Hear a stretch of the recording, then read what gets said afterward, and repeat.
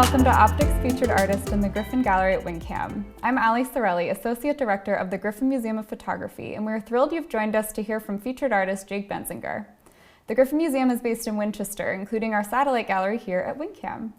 Jake Benzinger is a photographer and book-based artist based in Rockland, Maine. He received his BFA in photography from Lesley University College of Art and Design in Cambridge, Massachusetts. He is currently a gallery assistant at Blue Raven Gallery and has recently had work featured by Fraction magazine alongside exhibiting both internationally and in the greater Boston area. His most recent body of work, Like Dust Settling in a Dim-Lit Room or Starless Forest, was recently self-published and has sold out of its first edition hardcover books, with a second coming in November 2023. Welcome, Jake. Thank you for having me. Of course. So, I guess I first want to know, tell me about how you came to this project creatively. How did it start? Sure. So a lot of the work began in junior year of university, and it started under this project titled Of Flora, and it was based on a lot of metaphor and this idea of flora versus fauna and relating to plant life, which spurred out of an experience I had after moving into Boston in like 2021. Where shortly after moving, I was actually mugged, and it really warped my way of living, and I began to connect with nature a lot more, and in doing so, also being afraid of being in public in like a urban environment, and so out of necessity at first, really began to photograph in areas that I felt safe and were often secluded, whether that be like a state park that I went to in New Jersey where I grew up, or primarily where like 70% of the project was shot was actually in a parking lot, which is not, I think, where visually it looks like it is. It's very nature-esque, there's a lot of plant life, but I shot in this parking lot because it felt like a safe, secluded area, and I learned to just like warp the setting and make it look like something it wasn't and create almost like this world within a world, which then as it progressed, it kind of worked as exposure therapy, where I would go feel more comfortable maybe shooting at night in this parking lot because I grew so accustomed to it and I just felt safe doing that. So it was a way to work through a lot of the built up trauma and like trauma responses I developed. And then as I grew more comfortable at night, it began to be like, well, I'll shoot at night down the street in a different park. And then it was like, well, I'll shoot at night in Western Massachusetts. And then it, just like propelled me to work through a lot of what the experience of being mugged, how that negatively affected me.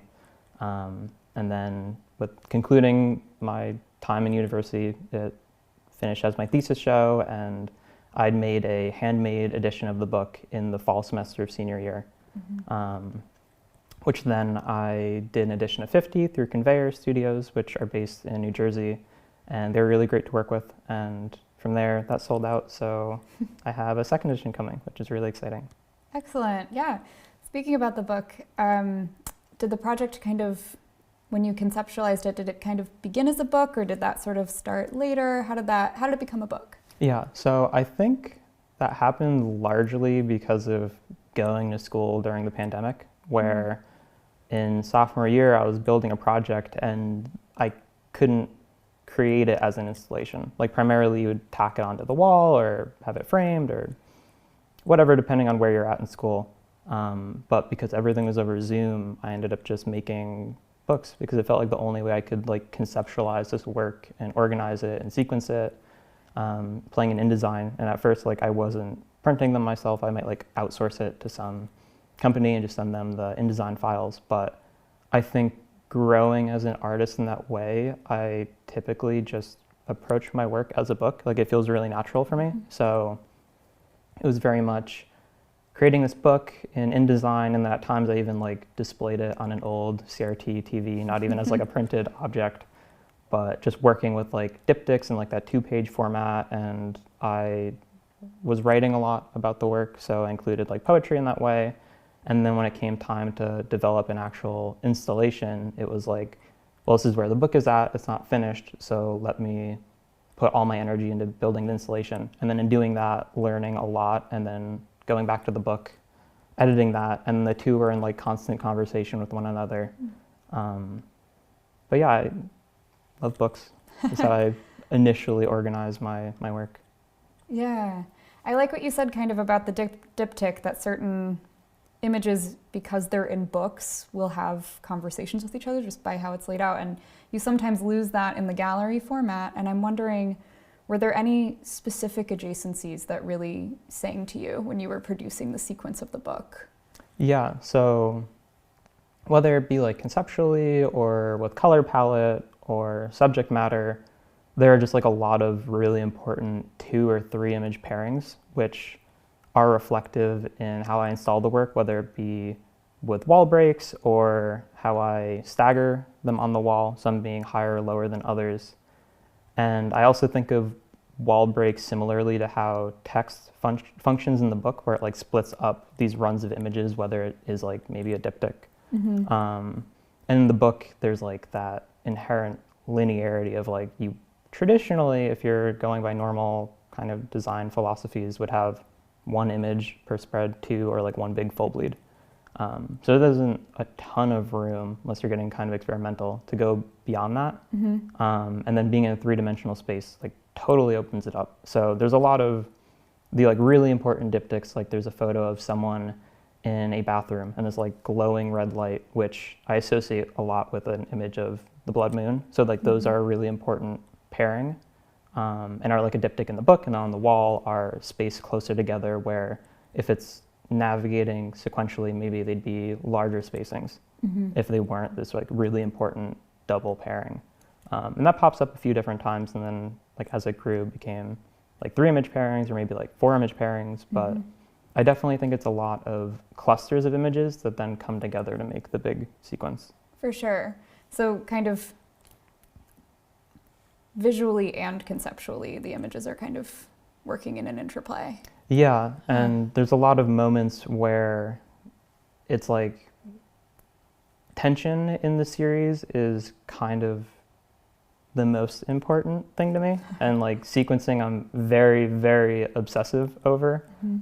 It's probably what I've spent the most time on, and just making sure that the tension has a really consistent ebb and flow, and it doesn't get like stagnant, or it doesn't like hang on to one specific point too hard. And also, I think in sequencing it, there are some images that are much more dreamlike than others, or much more distorted. So how do you let someone enter the world and then begin to like descend into this dreamscape or this reality that isn't quite fiction or isn't quite dream? It's like somewhere in the middle of it all. In like pure definition, I think of it a lot as the liminal, where it's like this intersection of the Venn diagram in a way, where it's like reality and then dreamscape and fiction, and like building this own world of my own to kind of take control and ownership over feeling comfortable, like existing. And creating my own has been a really healing process in doing that. Yeah. I noticed that too. They have this dreamscape, surreal almost quality. And I was wondering if that was intentional, and kind of, was it kind of part of the healing process for you? How did you come up with sort of that aesthetic? Yeah, so in like finding, even just like if I want to shoot digital or film, or like how aesthetically I want to represent myself, I began as a medium format color film photographer, and that was purely off intuition. Like it just looked like how I wanted my images to look. Like it reflected my vision, or like what I had in my mind that I was trying to create. And then as it progressed, like it gained concept and like reason behind doing that, and I like dug into what exactly is so entrancing for that, because initially it was just intuition. And yeah, I think that dream world where the aesthetic can add to the unease or feeling like something's off, where if it's the subject matter might be really mundane, but the color palette is really vibrant or doesn't look super realistic, it's another way of like accessing that point that I'm trying to hit. One question I have is, you mentioned that this was all filmed in a parking lot, which I didn't realize. Was all of that Was it done in kind of one session? Was it you restaged things? Like, how did the process of actually creating these images come together? Yeah, so at the time I was living in Charlestown, Massachusetts, and it was right near the Schraff Center, which is like this huge office building, and they have a really big parking lot, and it was right across the river from a big dump and the Encore Casino, so not very picturesque, but it was oddly the place that had the like biggest pockets of nature in like a really peculiar way, where there was just like also this area to like unload a boat, and next to it there were 3 trees and this patch of grass, and I think like 3 or 4 of the images are just using this like same tree. So a lot of it is just going back to the same place throughout different times of day, different seasons, with different people in mind, no people in mind, and then just like going around it like 360 and getting really, really familiar with the space. And then if an image comes to mind, I would like instantly know like this is where it should be, because I'm so engrossed in the space. And then like some of the gates were overrun by plants, and like that's really interesting to me, and there's a lot to play with there.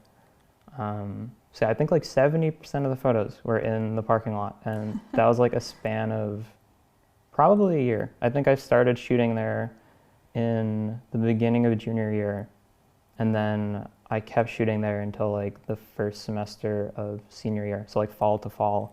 And then at that point I started feeling comfortable to actually start shooting at other places. Like I didn't have any of the night photos until the last year, which is also why it transitioned from being this project of flora to like dust settling in a dim lit room or starless forest. Like it just evolved and grew, and it had this sense of duality at that point, and definitely became a lot more surreal because of the use of flash and the introduction into more portraits. And yeah, I don't know, that parking lot's really a special place.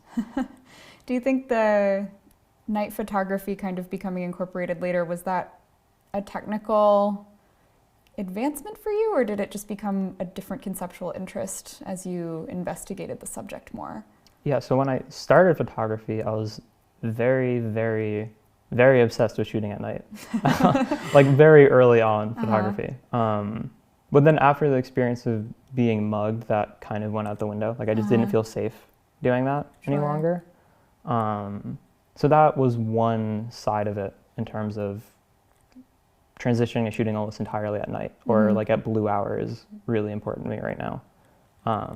So as I grew to be more comfortable, it felt like I was able to start doing that again. And then I just got really, really entranced by shooting using a flash, and doing more long exposures and just getting like really, really weird, which that lends itself to, like if you're making images that are supposed to be unnatural or uneasy, the flash isn't natural. Like it's gonna make anything look weird. Staged. Yeah. And there's like levels to that, where I think a really important aspect of the work is having the photos not look staged, and like striking that balance where you can get really immersed in it, but then when you take a step back, it's obvious that a lot of it is set up or staged lighting wise, but seeing it, it just feels real, almost like documentarian in a way. And a lot of the work I really enjoy of other artists strike that balance really, really well, of creating this world that you step into, and then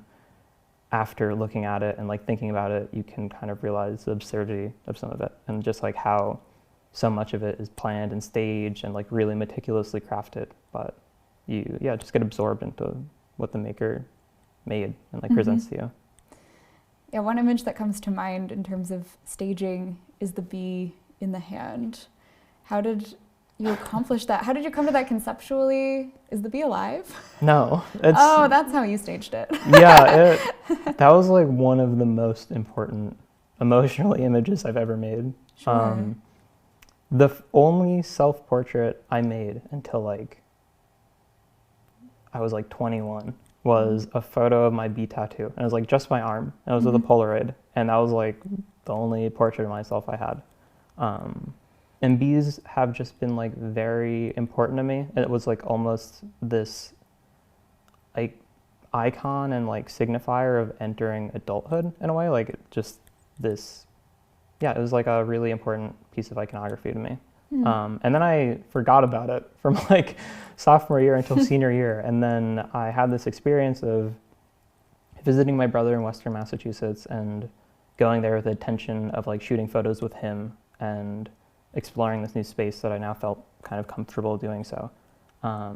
And it was a really, really, really bad snowstorm, and we couldn't really go out. And then it calmed down a bit, and his landlord's a beekeeper, and there were just dead bees everywhere in the snow. And like, I don't know, it was just so magical, where it like felt, everything was like worth traveling just for that, because it was almost this initial metaphor and like icon in my work came full circle and came back in. And then I had this image of like someone holding a dead bee, and it was very emotionally potent and was speaking about aspects of the work that I didn't have images that were doing so yet.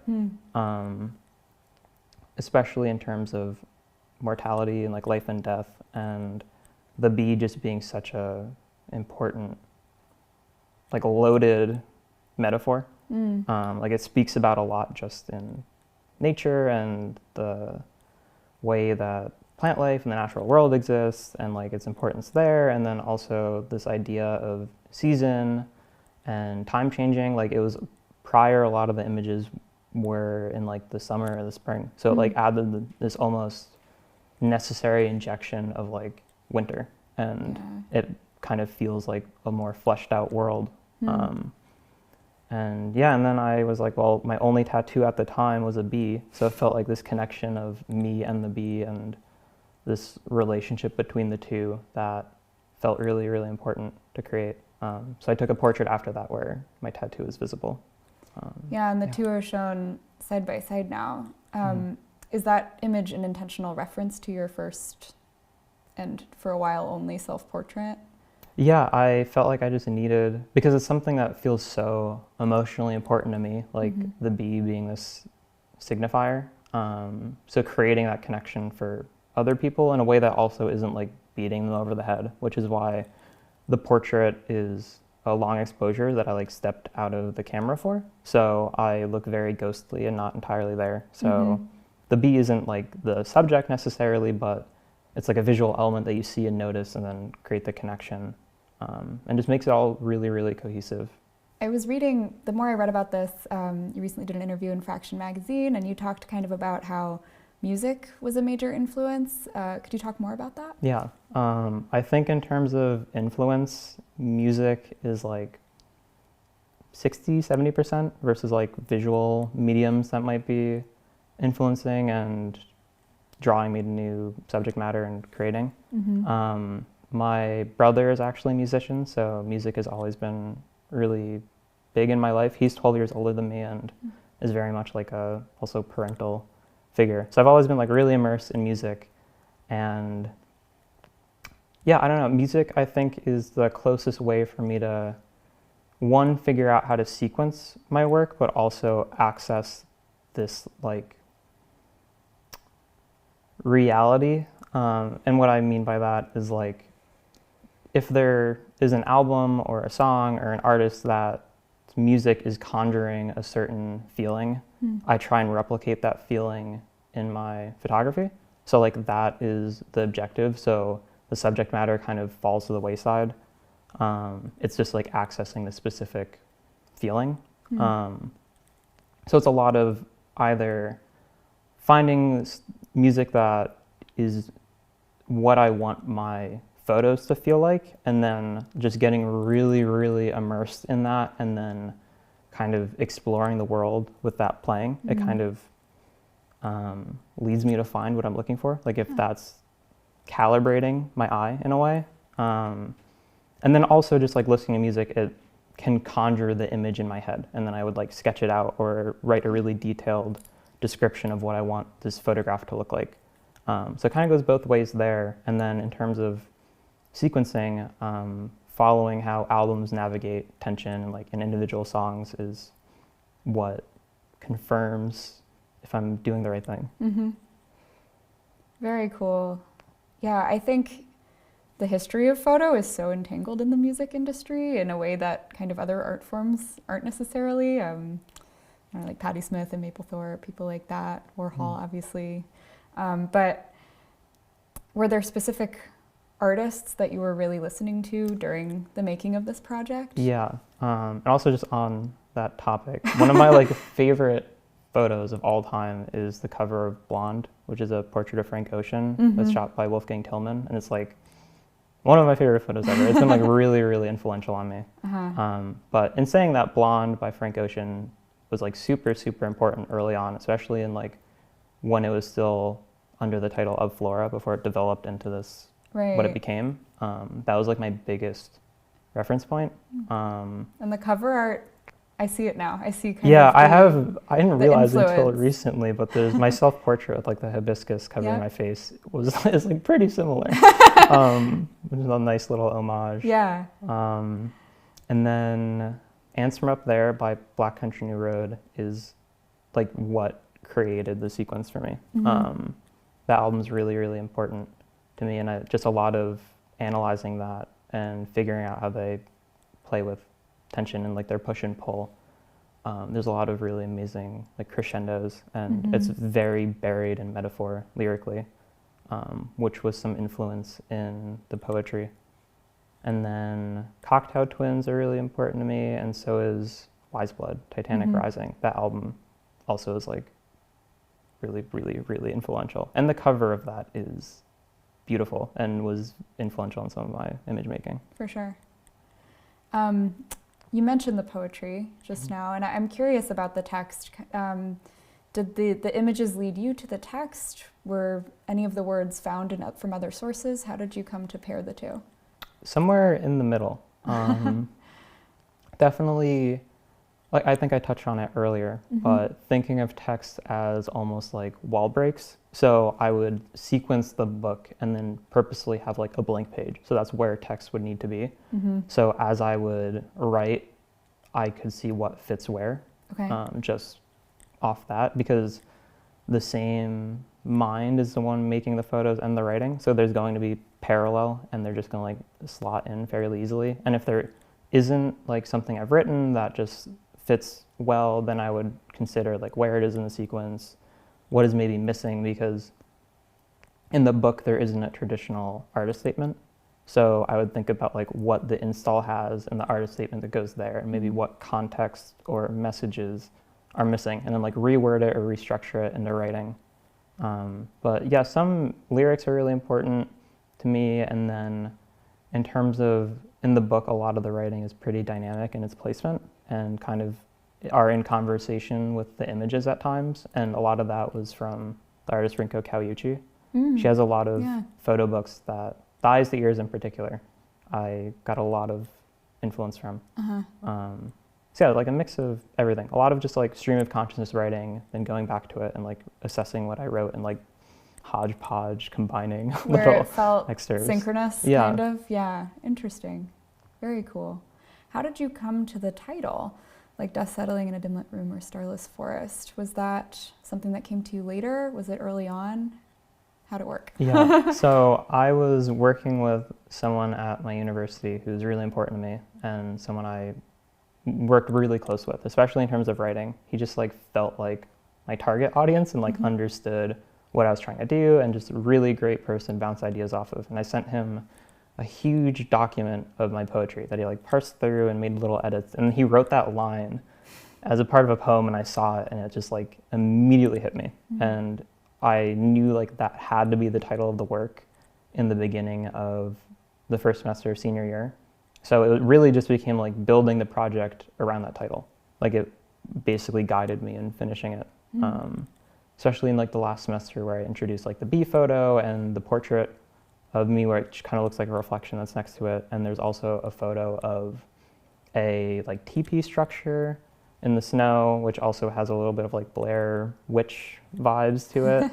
And just adding that more element, like introducing images that are a lot more eerie and like feel like the starless forest, which also plays off this idea of almost like folklore and eeriness and it is like really simple, but feels very emotionally potent and kind of dreary. Like, yeah, I don't know. It has a bit of a spooky vibe, I guess.